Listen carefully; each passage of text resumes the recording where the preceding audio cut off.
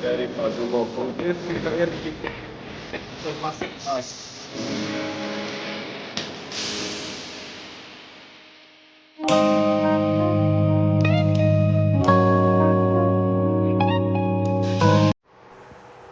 Pessoal, voltando aqui para vocês terem seguir o acompanhamento aí desse trabalho, eu recomendo.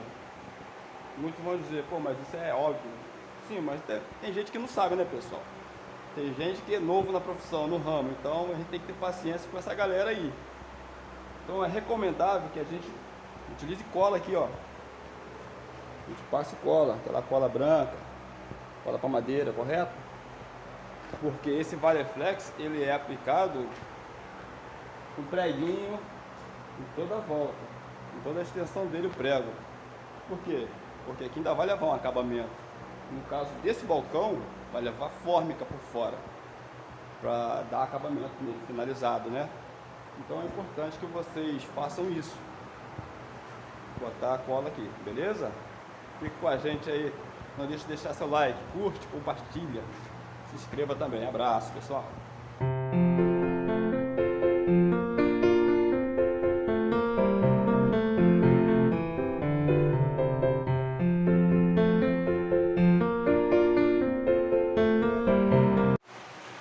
Pessoal, voltando aqui para mostrar a vocês como é que está o andamento do trabalho. Concluir hoje, isso é muito difícil de concluir, então hoje não foi possível. Mas vou mostrar a vocês como é que está ficando aqui essa etapa. O balcão ele foi praticamente construído hoje, né? Essa parte de corte, a parte de curva, tudo. A aplicação desse compensado Valeflex também.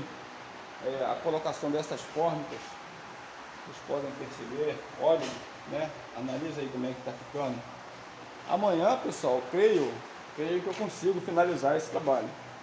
Aí vai levar uma fórmica muito legal aqui, pessoal, uma fórmica bonita, um acabamento muito maneiro, madeirado. Então, acredito que amanhã eu finalizo e a gente traz aí novidades para vocês amanhã. Então hoje, para o vídeo não ficar tão longo, hoje a gente fica por aqui, beleza, pessoal? Para aqueles que ainda não é inscrito, né, dá aquela força pra gente aí, se inscreve, deixa seu like, deixa seu joinha, compartilha com seus familiares e amigos, beleza? Um forte abraço e até o próximo vídeo.